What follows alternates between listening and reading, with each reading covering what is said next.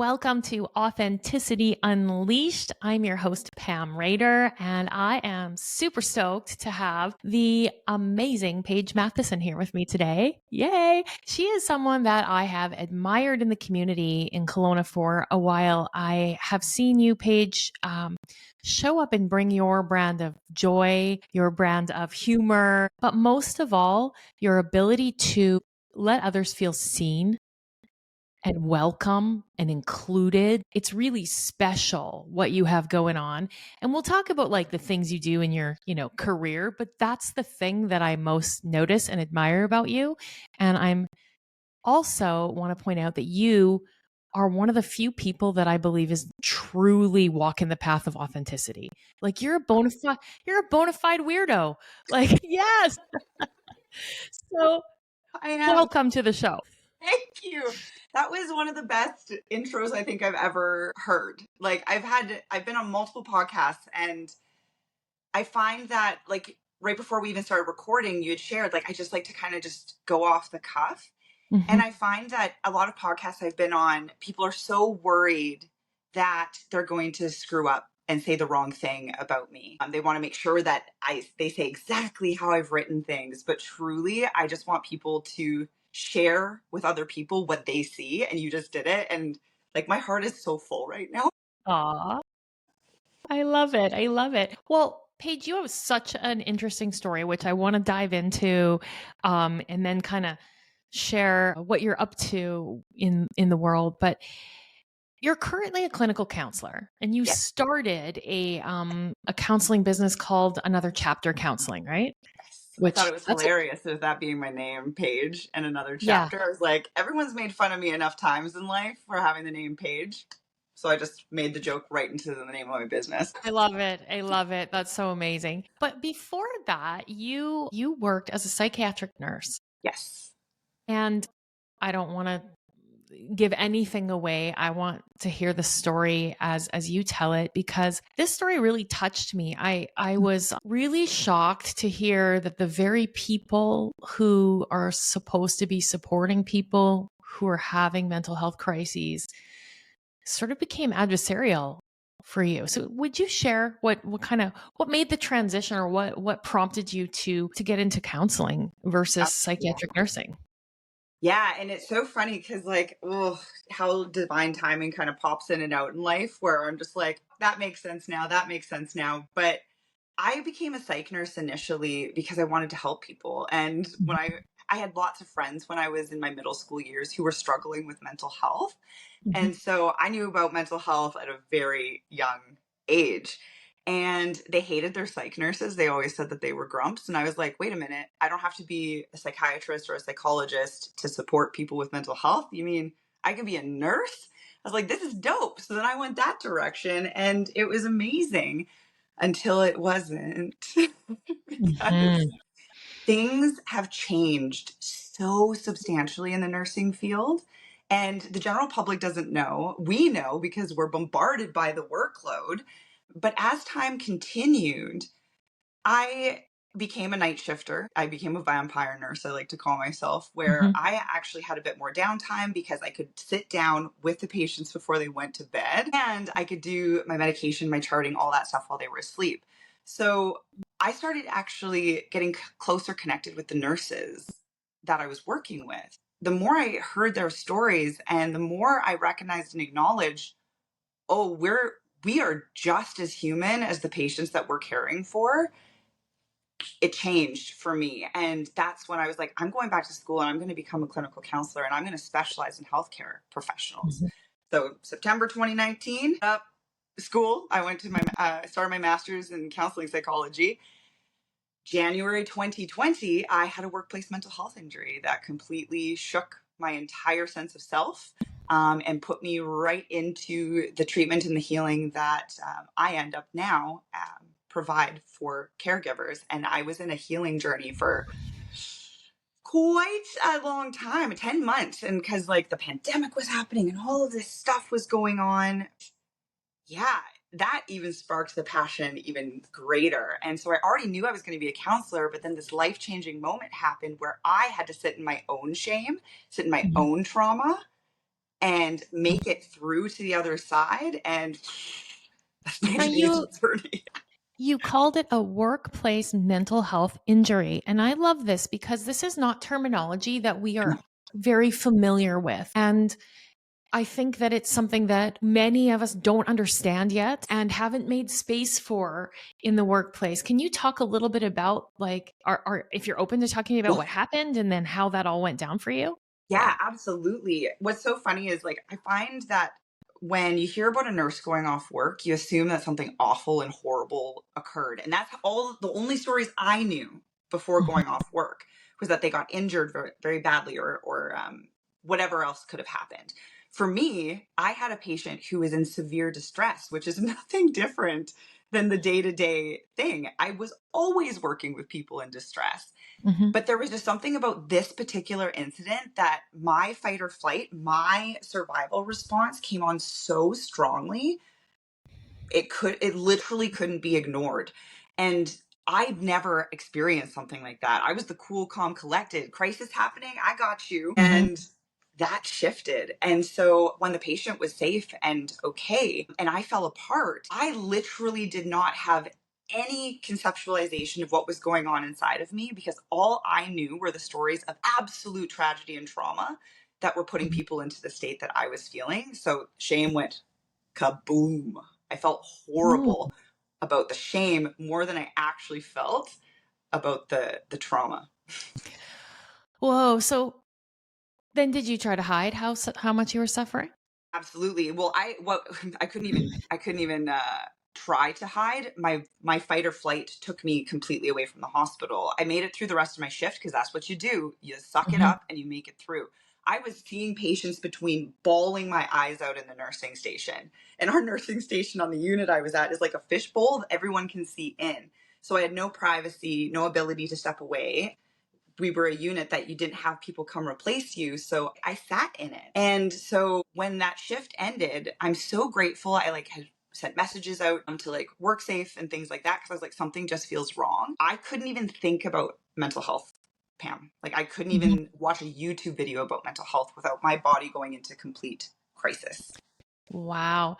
Do you think, knowing what you know now and having gone back to school and been more interested, I would say, in these kinds of responses, what's just coming up intuitively for me is sort of the straw, right? Like was it may not have been that was such a catastrophic thing, but was it a cumulative injury, do you think? Percent. And when I initially got the diagnosis from a psychologist after the workplace injury, because through WorkSafe BC, that's usually the part of the steps, is if you have a mental health workplace injury, they connect you with a psychologist to give you a diagnosis, so they'll do coverage. Right. And the initial injury I was given was adjustment disorder, which is under the trauma spectrum, Mhm. but my life wasn't at risk. I had all of the PTSD symptoms, but my life wasn't at risk, so it didn't get qualified as that. A psychologist later said to me, she's like, Paige, you're a trauma exposed professional. This is Mhm. complex PTSD. Mhm. It is cumulative Yeah. because it literally felt like every single bad, yucky, horrible thing that I had contained inside of me was spilling out. And it was not just that mental health workplace injury, it was addressing every injury that I'd ever had mentally in my life. This is so fascinating. I suffered from I guess I could call it that now. I didn't know what it was then when I left my first husband and he went to prison and like all of this stuff happened. And I just like carried on one foot in front of the other. And I had a little boy and I just did it. And then 3 years later, I wondered why I was just crying all the time. And like I was short tempered and I had no ability. It was like my skin got really thin. And fortunately for me, I had a family doctor, which I mean, we all know how hard that is to get nowadays, but I had a family doctor who said, well, Pam, clearly you have PTSD. I've been waiting for you to come back. And like, so I was fortunate. And though this is 28 years ago or something, and there really was, it was like, so you have that and so what? Like there was no follow up, there was no anything, but it profoundly impacted me. And where I found healing was through yoga. Yes. And we're learning so much about somatic healing now. And so I followed along with yoga and became a teacher and then trained teachers, et cetera. And now have trained hundreds of teachers, and we train teachers in trauma-informed yoga. And one of the things that surprised me the most in studying it is how everyone's capacity is different, and my hard might not be your hard. And 100 people could experience the same thing, and 95 of them are fine. 5 of them are not fine, and 1 goes on to have chronic PTSD from that, Yes. you know, or whatever it is. But you Yes. don't know if you're going to be the guy. Like, Nope. We don't think we're going to be the guy. yeah, We never think it's going to happen to us. That's yeah, the thing. I didn't think it was yeah, going to happen to me. And until it hits you and you feel that jarring shit, I actually don't know what to do. yeah. Yeah, wow. Okay, so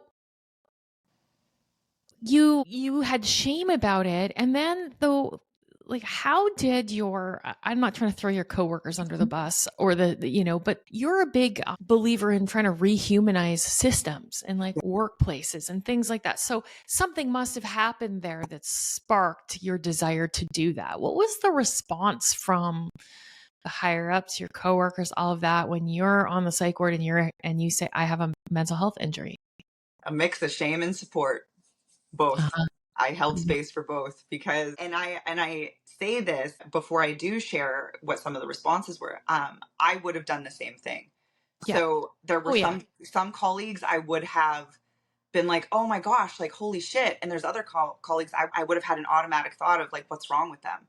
And I know this because that's moments that I had had dependent on the allies that I thought I had gained in the workplace, not realizing every single flippin' human beside me is an ally. Yeah. And when I went back into the system, that's what I did. I talked very much about my experience. And when I had released just enough of the shame, because my neurospicy self doesn't stop talking, so I just trauma dumped on everybody, I wrote a blog post about my adjustment disorder and what had happened to me. And the profound response that I received from nurses sharing that they too had had that diagnosis and Mhm. never told a soul, not Mhm. one person.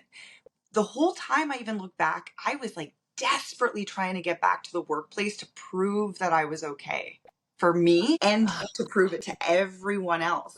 And that's not going to work. If I'm proving myself, then I'm not leaning into myself. Do you know what I mean? Well, it's coming from a place of the need for external validation that we're worthy of something. And the minute we look outside of ourselves, it's a losing game. It's chasing your shadow. We never catch it. Whoa. No. Okay. So there were some responses that were great Yeah. and some that were not. Yep. Which I Yeah. expected. It was Yeah. exactly what I expected. And the Mhm. one that really was the game changer response for me, because I did share with lots of people. I always use humor. Humor is like one of my gifts in life. Mhm. And so I always made it consumable for people. And so, but then one day, the thing that broke my barrier, even with humor, was when a person said to me, and it still almost makes me bring up tears, is they actually just said, if it can happen to you, it can happen to anyone. And in Mhm. that moment, I was like, fuck, yeah, I'm just Mhm. being a human being. I'm Yeah. actually just human. That's what I'm going through right now, is experiencing the fullest form of humanness, which is survival mode. Yeah. It's so interesting to me that I had an interesting response to, I don't know why I keep saying interesting. That's quite hilarious to me that I keep saying that right now. It is I had interesting. a I had a dysfunctional response to the trauma that I experienced, being held hostage and all of that. And then my son went through fentanyl addiction, and I was living in kind of fight or flight for a really long time. But what it did to me, Paige, was it desensitized me to other people's trauma. I had a really hard time climbing across the bridge to any kind of empathy. I was like, unless it looked like capital T in my face, I can see some gore seeping out of your guts, then I am not, like, I had a really hard time. It was only about, I'd say maybe 7, 8 years ago, where I had this realization, like, that's a trauma response to cover up the shame that I felt. In order to function, I had to suppress the shame, keep on going. And because I didn't acknowledge my own shame, I actually like shamed others in my mind about Yes. their perceived weakness. Yes, And I think we're all guilty of that to some degree. absolutely we are. It's Yeah. so human for us to try to figure out what's happening. And Yeah. if we're feeling yucky about something or we're feeling unsure, I always go with like the three C's. I'm either feeling compassion or curiosity, which is Hmm. like, ooh, leaning in, or I'm feeling confusion, leaning out, or I'm feeling criticism and leaning out. Hmm. And Hmm. those are like these very automatic responses that can build in us as self protective responses. Yeah. I realized that it wasn't other people's job to like get tougher about stuff. It was my job to resensitize myself. And so resensitization, I coined it myself, was my journey for a while and just like allowing myself to feel, to heal and feel. But you were in a very vulnerable state. You're going back to school. You're already feeling so much. Tell me a little bit about, and then you bring in, you said you're the funny one. You use humor a lot. How much did humor help you through the crises that you were enduring? I would say humor. Mhm.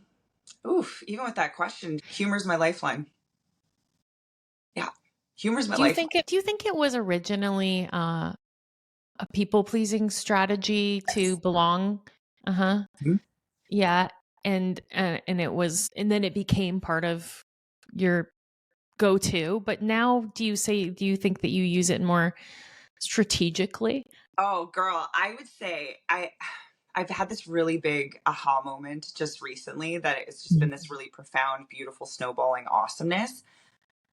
My humor was always in me because Mhm. before I even had the conscious thought of what are people going to think of me, I watched Mhm. videos of me before the age of like 6, which is when we start to kind of be Mhm. able to be like, ooh, maybe I can do this or maybe I can do this. We start to think more consciously. Yeah. Humor's always been inside of me. And then at one point, it did become a piece of the good girl. Like, oh, she's Mhm. funny, she's cute, she's creative, she's all these things. And that became a part of my identity. And so it was a piece of the people pleasing. It was a piece of make everybody else feel comfortable, regardless of how you feel inside. Right. And it just continued to go in that direction through music, through any of the work I did as psych nurses, as like counselors. We don't share a lot of what's happening inside. We just show up and hope that they feel comfortable enough to share what's happening inside of them. And so as like life transitioned, yeah, humor became a part of me, but it was for other people. And now after doing a lot of studying and like looking into the research on laughter and humor, it is such a collective, beautiful frickin' thing that no matter how much research they do, they cannot specifically find exactly why we laugh other than to experience joy and Wow. experience lightness during darkness. They can't, or to make fun of people. I don't really like that research, but it still is a bringing together, right? Of Right. ganging up to put someone else out. It's still a collective thing. I can say a joke, but if you don't find it funny, we're not connecting. Right. Interesting. So the humor was in you. And like every strategy that we have, it's in you. So you lean into what you're good at. And then it can go like, we take it to the other end of the spectrum where it's maybe not as healthy. We're hiding, we're deflecting, and using it as a shield to protect us, the tender underbelly, if you will. And then you have this big event happen in your life, and you probably had to reconsider like, your own, how to use that strategy in a more powerful way. Oh, yeah. Because right when that workplace injury happened, so that was January 2020. So right before the vid hit. Mm-hmm. And I was at the time, I couldn't go to my hospital job, but I was like really into stand up at the time. And I was like, I'm going to go full on stand up comedy while doing my school and while I'm healing. Mm-hmm. And then the pandemic hit and I couldn't do comedy. So one of my biggest things that helped me through was plucked from me. I couldn't go up on stage and process my shit. And anytime I was trying my jokes out online, people were feeling so activated. It made me Mm, scared I was going to get canceled because I process right. life through humor. I Yeah. process life through lightness. I know Right. the dark. I just don't want to feel the darkness of it. Yeah. Wow. Okay. So you realize that you process through humor. That's really interesting.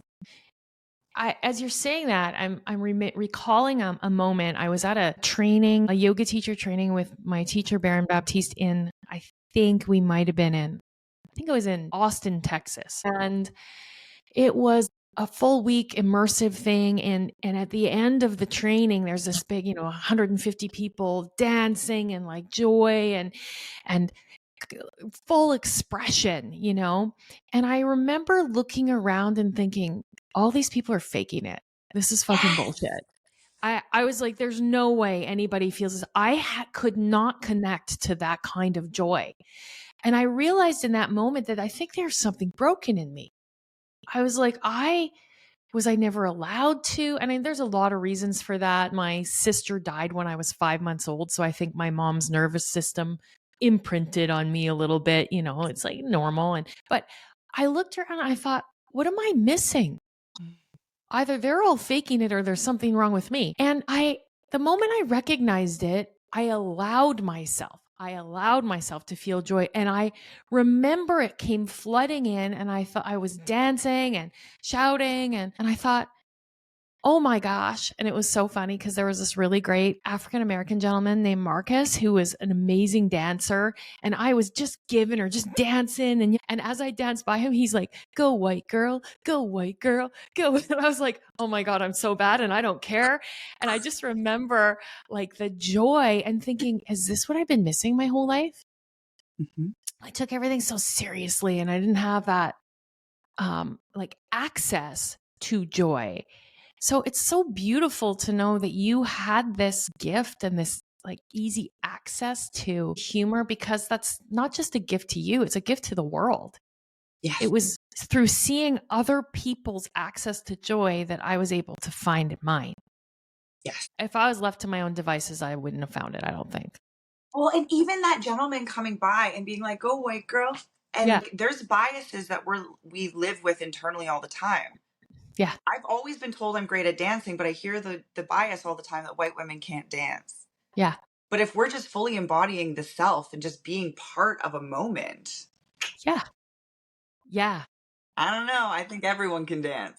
I personally am one of the worst dancers on the planet, and I like it now. Actually created at Shift Power Yoga, we have dance parties when we do teacher trainings. And my only rule is you can't look good. Like, it's just, if you look good, stop dancing. We don't want that.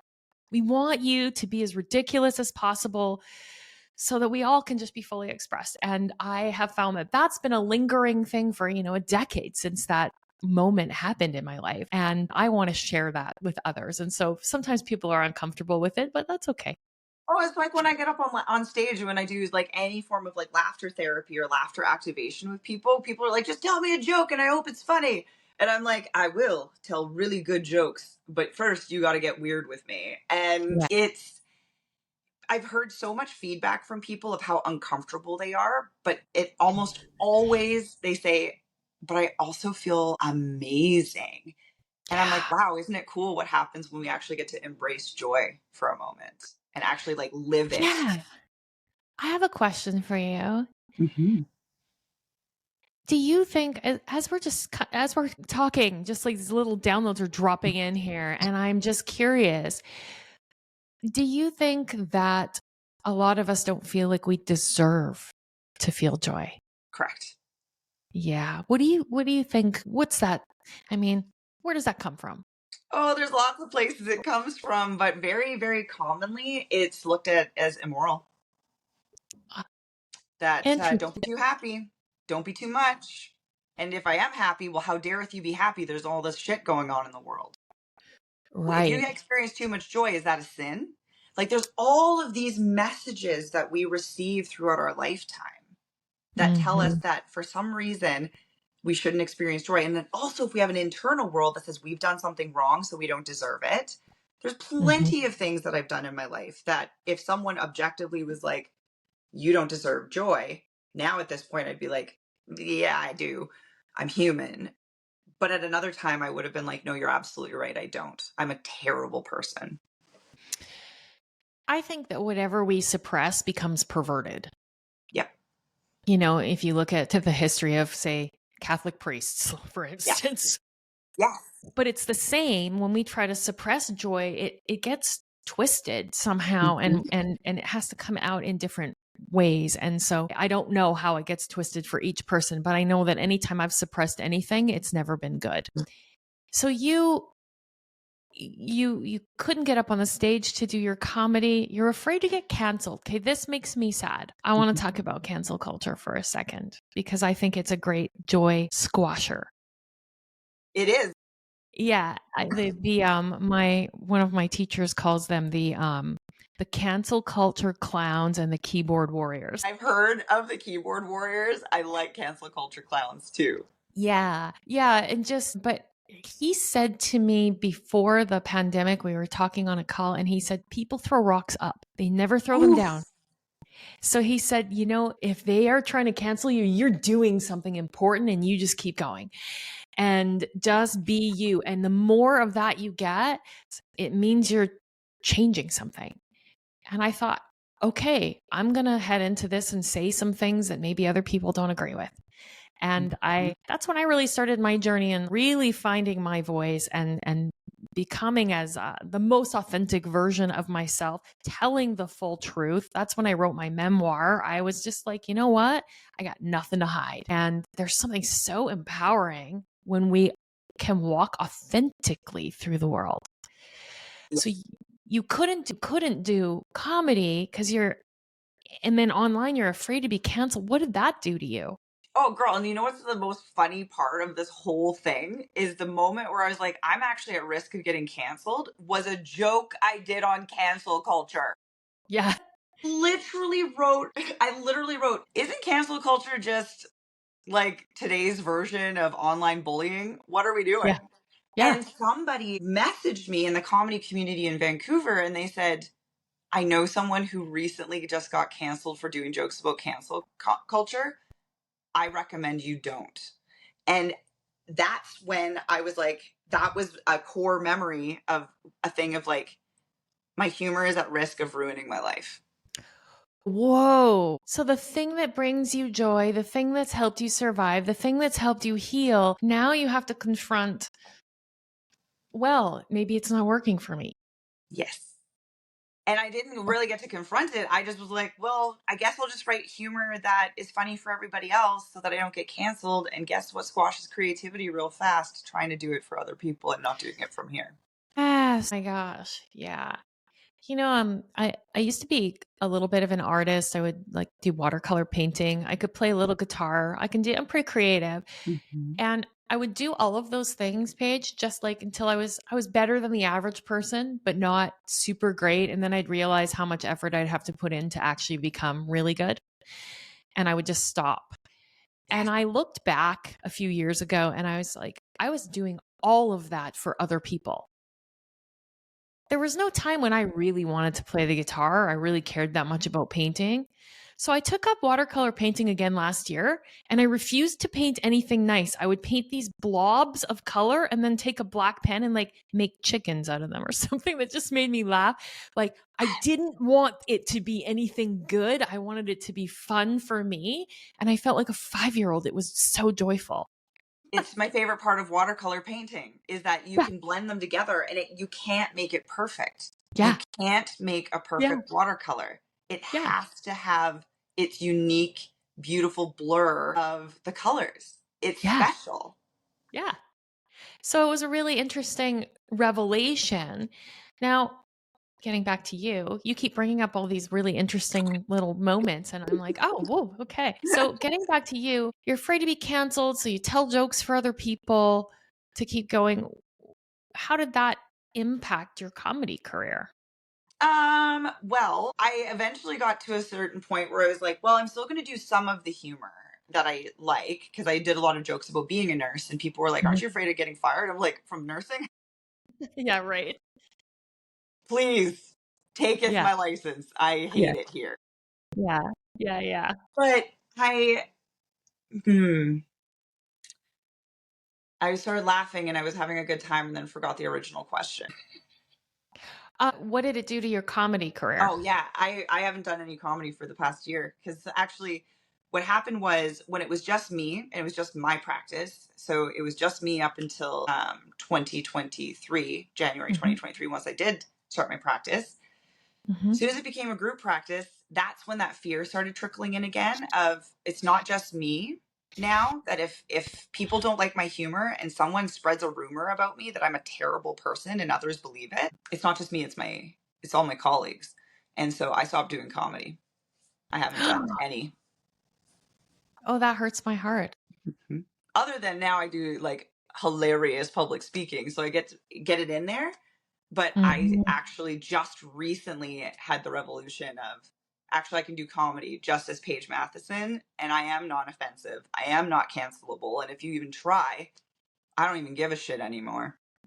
Right? Yeah, come at me, brah. Literally, literally, I'm like I am hilarious. Yes, Like, you how are. dareth I stifle that?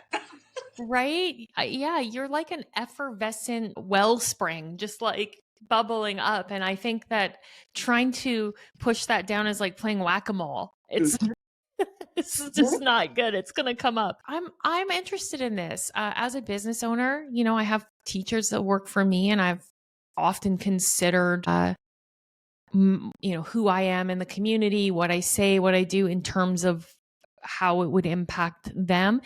And then there came a point when I thought, if I am teaching people that authenticity is the way, then I have to go first and come what may. And you know, what happened over the years was there were some people in this town who said, oh, Pam Rader's too intense and she's too serious or she's too this. None of it ever hurt my career. No. And I was like, great, you know what? People are talking about me. They may not like me or they don't care. Like there's probably people currently actively don't like me right now. Great. But I just thought to myself, I need to, if I'm going to be leading people back to authenticity, and I believe, as I think you do, that it's really the place where we heal is when we get to be ourselves. When we don't have to pretend, when we can walk our values and what matters most to us in the most authentic way, I think we're empowered then. And so that means, well, I'm going to have to go against the grain of the yoga community in Kelowna a lot of the times. And I'm just doing me and I'm saying me and I'm speaking a lot about addiction and this and ruffling some feathers. And, you know, it's funny. The thing I feared the most never happened. Oof, say that again. The thing I feared the most never happened. Yeah. Right. But I had to do it because I put myself in front of other people. And I thought, if I'm saying that authenticity is the way, I have to lead from that place. Yes. Yeah. So when are we going to see you on a comedy stage then, Paige? Oh, girl, I am like really legitimately on freaking TikTok, or not TikTok, too many social media platforms, X, formerly known as Twitter, because everyone likes to put the brackets around it. I've been just having a stream of consciousness. It's funny thoughts and different like insights and things that are popping up. I always just write them in notes. And now I'm just feeling this incredibly clear sense of self. I'm feeling this really clear sense of creativity, and just the jokes and the lightness is just flowing. I'm picturing Netflix special, don't know when. I'm manifesting it still. I see that 100%. Amazing. And you do a lot of public speaking now. What do you like to speak about? I love to speak about wellness and just enhancing our quality of lives. And I've always gone the direction through joy, because one of the areas that I'm so grateful I came across in my master's was positive psychology. And once I found positive psychology and was like, oh wait, pleasant emotions is literally one of the pillars of wellness in life. I was like, well, how can I enhance that? And so soon as I started my business, actually even before, I'd already created like an account on Instagram. I was doing podcast interviews and just like different teachings about wellness, and like people would be like, oh, can you talk on burnout? I was like, of course I can. And they're like, can you talk on this? I was like, of course I can. And I would just make something new every time, which I thought that's what everyone was doing, but I found out later no. But I just was showing up and just talking about these different things of wellness. And as it's been kind of continuing on, it's really just expanded into how can I help people embrace joy, their humanness and joy. I love that. What do you think this epidemic of burnout is about? Ooh, we got lots of that. Girl, we have overstimulation of through technology. The amount of things, I love how like nowadays also like thumbs up and things pop up on the screen. Yeah. The amount of overstimulation we're going through as humans, we are going way too fast inside of our bodies and our minds. The chronic fight or flight that's happening inside of us since 2020 especially, we've not even scratched the surface of how this has impacted us societally, isolation wise, and really getting to a place of I've now adapted to being alone and Mm. it's actually less scary over here. Oh, but I have social media. That place is really scary because the algorithms keep bringing me back to all the really scary stuff. We are not in a position where we're learning anything about the gray zones. We're not in a position where our algorithms are giving us hope, peace, joy, because as soon as we get sucked into the trauma vortex on any of those platforms, that's where the algorithms are going to take us, and they're going to continue to take us there until we make a shift. Yeah, my feed is completely curated with like positive psychology, puppies, babies, everything lovely. I don't even know anything terrible that's going on in the world, and you could call me ignorant, but that's how I guard my mental health. Yes. I'm like, if something really atrocious happens, someone will tell me, and I can only do what I can do with the human beings that are right in front of me. I Bingo. can't stop the war in the Ukraine. I have no control over Mr. Trump's policies. Right. But what I can do is treat my neighbor with kindness or bring some joy to somebody around me or, repair my own relationships, those kinds of things. That's a lot about burnout. And I think that we are part of what I have seen, because in the coaching realm, I get a lot of people come with burnout as well. And it's sort of buying into this, that we always have to be more. Right. Right.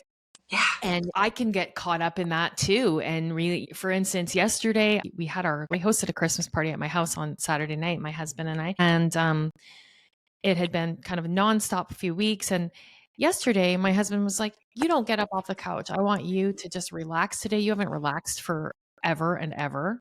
And I binge watched all of Tulsa King, because I love Sylvester Stallone, and there's nothing better on a Sunday to me than watching, like, I never binge watch anything. So sat and watched it all day. And then I watched Yellowstone, and I realized I barely got off the couch all day, and I could not remember the last time in my life I ever did that. And it felt like the greatest gift. And then I woke up at 1 a.m. with anxiety because I didn't do anything yesterday. And I thought, that is fucked up. That is fucked up. And It's I okay hear it all the to time. have joy. It's okay to relax. And yet our nervous system goes, you've always got to prove something. Yeah. And it woke you up while sleeping. Yes. It woke you up saying you were in danger for not doing enough. Isn't that crazy? Wild. We are wild beings. Yes. What is the greatest, what's one tool that people can use to counteract burnout? Being in a moment. Being in a right moment. here in the now. And people have such a strong aversion to meditation or mindfulness. Like the words for people are triggers for a lot. Mm-hmm. I'm like, let's just be here now in this very moment. What feels good right in this second? Not anything else, but like right now. And I do somatic experiencing. I'm doing my training as a somatic experiencing practitioner through like Peter Levine's work. And one of my strongest tools with people is getting them to play Where's Waldo in their body, for finding where in their body feels at least, if anything, neutral in comparison to awful. Wow. Yeah. Right. In yoga, we teach that right now is all you've got, and everything else is made up. Yes. Everything else is made up. And even though I have a strong meditation practice, I have been practicing presence for years. I've been in all the somatic work. It can still happen. It's something we always have to be I would say, I don't want to say working on, because that feels like another thing to do. I think allowing ourselves to invest in ourselves, to invest in our well-being with days of rest, to invest in our joy by allowing ourselves to laugh, to invest in connection in the moment by putting the phone down and looking at a human being in their eyeballs, And when we do that, all of that, we show up for people in a whole other way. Whenever I use even the words like self-compassion, I love Dr. Kristen Neff's work on self-compassion. The first thing I see is fear in people's face. Don't tell me to be nice to myself. Don't tell me that I'm going to be lazy. All of Mhm. these inner dialogues that come up, and I'm like, "Oh, honey, no, when you actually take care of you, the power of that is unbelievable of what you can give to the world. If you even gave yourself 10% of what you're giving to the world, you will give more than you ever imagined." I heard something really profound a few weeks ago. I was at a spiritual retreat in Mexico and with a group of coaches, and it was really, really life altering. I love immersing myself in those kinds of environments. And there was an amazing spiritual teacher there. You might even know her, Dr. Divi Chandra. I haven't heard She, that name. yeah, wonderful, funny lady, really, really dialed in. But she talked about how we so often are averse to self-compassion. And she talked about it in terms of forgiveness. She said, you think you have to forgive the thing you did. She's Mm. like, forgive yourself for having the thought that you need to forgive yourself for that thing, because you've never been anything but a child of God and perfect. Oh gosh, this woman is so. I love this woman, and I've never Isn't met that her. something? That is amazing. All of my years of study, I'd never heard it put that way. Forgive yourself for having the thought that you shouldn't have done that thing. Like, it's all perfect. Yes. It's all perfect. Like my We my learn, we favorite inner grow. mantra. Yes, because my favorite inner mantra, honestly, is I'm perfectly imperfect. It is the Yeah. one affirmation that has stuck with me throughout ever learning about affirmations, and it's I am perfectly imperfect because it is so true. We have that on a sign at our yoga studio, and it's the title of one of my favorite books Stop. That's on yoga, amazing. Perfectly Imperfect. Yeah. But isn't that something how we're so averse to self-compassion? But just getting a little bit outside of it and kind of going, the fact that I think there's anything to forgive is what I need to forgive. Yes. I love what you've been saying through this whole interview. I'm human. Yes. And it's all part of the human experience, all of the emotions, even the small part of ourselves winning some days and being shitty or petty or making a mistake. It's all perfect. It's all part of it. Absolutely. Well, Yeah. and in my counseling, like I've had multiple people who've tried counselors and it didn't really work out for them, and then they come see me and they're like, I'm seeing a big change or a big shift." And I've always been really curious as to why, because I can never study that, right? Like I can never get a research and be like, find Yeah. out why this is happening.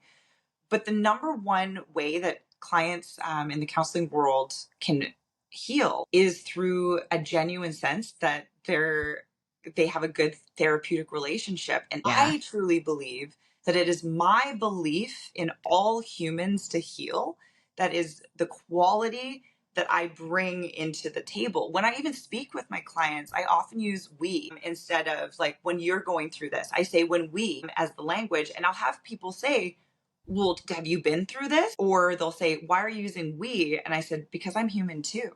We're all Yeah. human. This is a human condition. This is not a you condition. This is part Yeah. of humanness, and you're experiencing it in your own version. Well, that really ties into the Hawaiian or Polynesian practice of Ho'oponopono. Are you Yes, familiar with I that? Yeah. just heard about this recently. It's so beautiful because the concept of Ho'oponopono is that when we do something that we would call ourselves wrong for, or we make a mistake, or someone else does, we're all connected. It's all of us doing that. We are all capable of murder given the right circumstances. We are all capable of all of the things that go on in the world. And so rather than judge those things, we heal them collectively.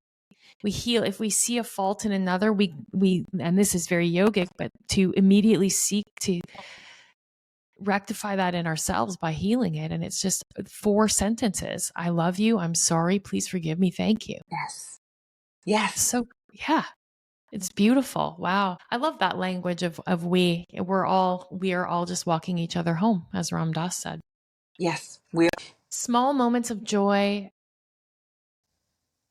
compounded can Yes. create strings of joy, and there's something to the compound effect. Yeah, because you've proven to yourself that it's possible. I always say to my clients, when it's part of somatic experiencing, is that you're allowing your body to feel something, and then you actually can physically sometimes, or even just like you visualize something moving or changing or shifting. And that is a belief that it's possible. When you witness that in yourself, that it is possible to feel better about Mhm. something really dark, you prove to yourself that you can find joy. And that's Yeah, the compound. It's the yeah, belief that it's possible because you've proven it to you, not yeah, to everyone else. You proved it to you. yeah.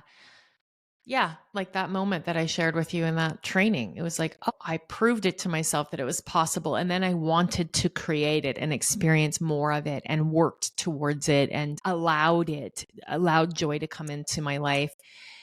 Now, you said something else in there that I think is really worth digging into a little bit. And you hold the space for people, you see them as healed. Yes. You see, yeah. And I see I, the I do the potential of same all thing. healing. Yeah. Yeah. And I don't think that as individuals, we're so wired in society and our reticular activating system to look for danger. And we're always looking at how other people could be dangerous to us. And therefore we're comparing, criticizing all the things internally that we do. But our brain is invested in being right. And if we expect people to be shitty, then our brains will show us all the ways in which they're shitty. But what I have experienced is that when I hold space for someone to be great, when I hold space, when I can see them in their biggest selves, when I can see them as healed and functioning at their full capacity, more often than not, the universe proves me right. And that's exactly what I want in this world. I want to be proven right. I want to be Mm-hmm. proven right that Mm-hmm. healing is possible. It's through connection and our humanness, and that we can really truly experience joy when we can let go of so much of the bullshit that is just in here and being projected at us from out there. Yes. So I have two experiences of this that I just want to share to give breadcrumbs. I like to give breadcrumbs. When I left my second marriage, my husband, Rob, was very gracious. I was not behaving very well. I should have left sooner. I did not, was not my best self. And there were some people who had some things to say about that. And Yes. they said those things to my ex husband, Rob. And Rob said, she is an amazing woman. She is an amazing mother. And I don't want to hear another word out of anybody's mouth about her. And you know what? I didn't feel that way about myself, but because he said it, I felt obligated to step into it. It's like he opened a room for me to step into and occupy. And then I have had the privilege of doing that for other people. My son, when he was fully in addiction, I would just picture him in this pink golf shirt. I don't know why, like fully healthy, fully healed, laughing. And we were on a Zoom call this year, and he's been clean for 2.5 years. And he gets on the call with this pink golf shirt that I saw him. And I said, "Where did you get that shirt?" He's like, "I don't know. I just felt like wearing it. I really liked it." And I'd never seen him wear it before. And I was like, there it is. It's There it right there in is. front of me.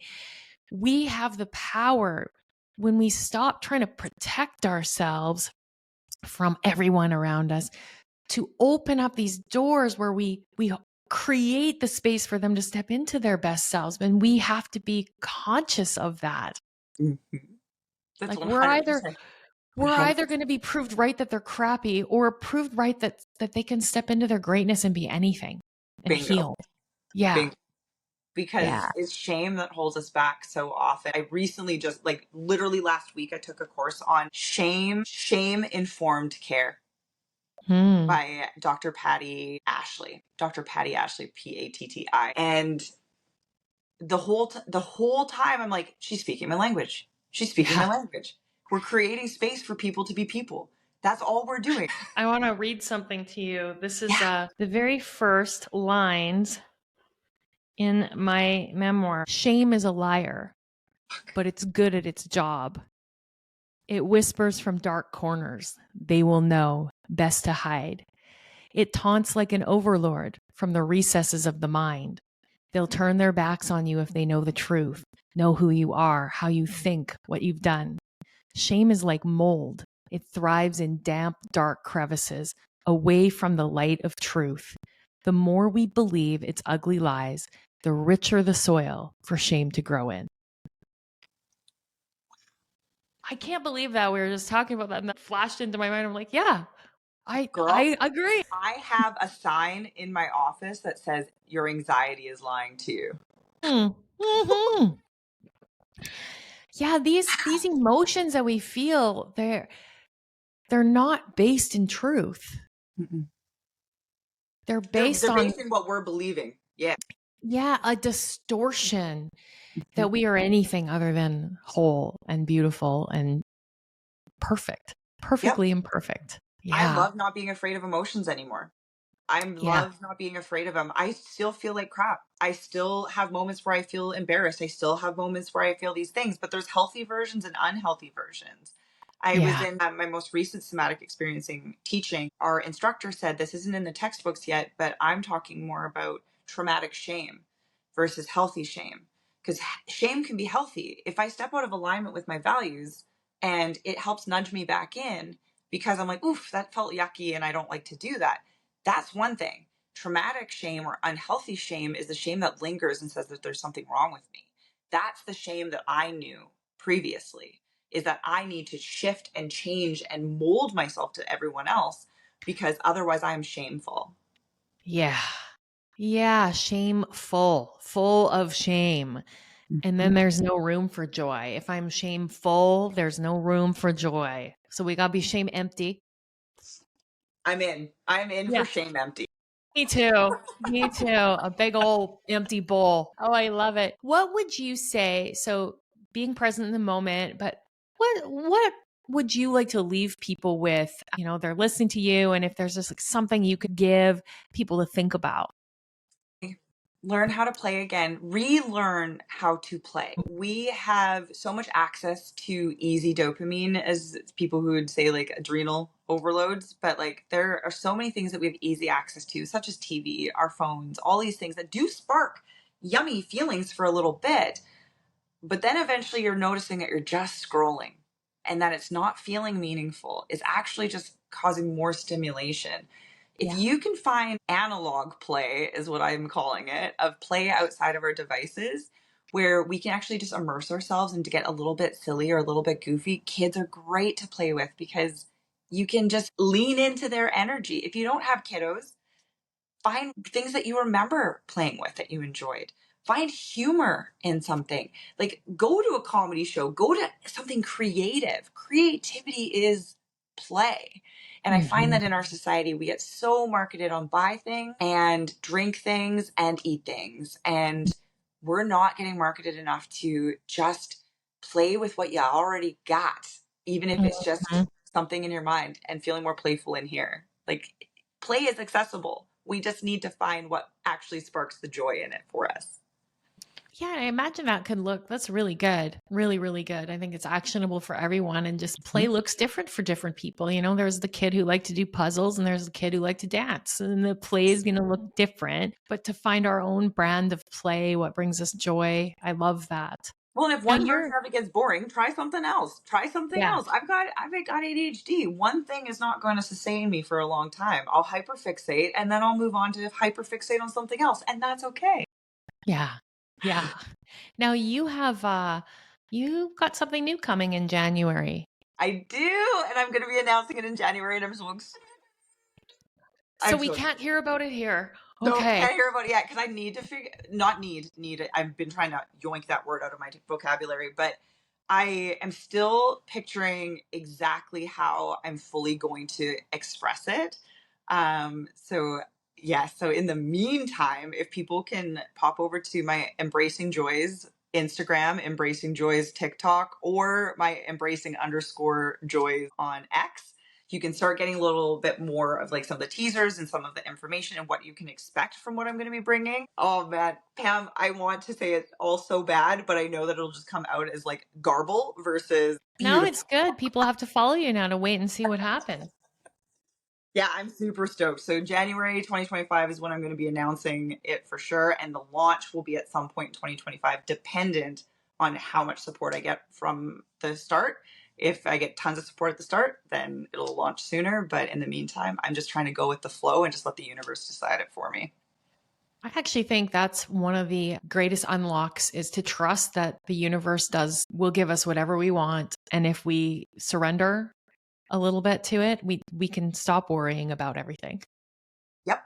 And I'm Yeah. actually living in that state right now, and I have been consistently, which for me is like, well, when I know that I can believe it fully, because I believe it fully that it's possible for literally anyone, I can more freely talk about it because it's a belief that is not going to be shaken. I love it. I love it. Well, thank you so much, Paige, for being here, for talking about your experience, but also giving people a little bit of a pathway to, maybe experiencing some more joy, some more play, some more presence. And can people just make an appointment with you if they wanted to So come I see you? actually, because I have this new project that is in the works, I'm actually fully booked as a counselor. And so I'm not going to be accepting any new clients, only the clients who've already been alongside me. But I Mhm. have an amazing group practice. Yes, it's Another Chapter Counselling. There is going to be a total of 9 of us shortly, all specializing in different areas of trauma and wellness and being able to enhance our quality of life. If your people are curious to meet with somebody, by all means, please reach out because we want to support. And because the people with me, I've never advertised once. I've just put out the word of mouth of like, hey, I'm looking for some people. And everyone has organically come because they have a lot of pieces of me in them. And I love these people so much. Yeah, it's so great when you get like aligned clients. I love it. Thank you so much for your time and your energy and the joy that you bring to the world and the work that you do that's so important in helping other people see their value and their potential and their beauty and their wholeness. I honor that very important work that you do on the planet, and I feel deeply blessed to have got to spend a little time with you today. So thank you. Thank you for inviting me. Truly, truly.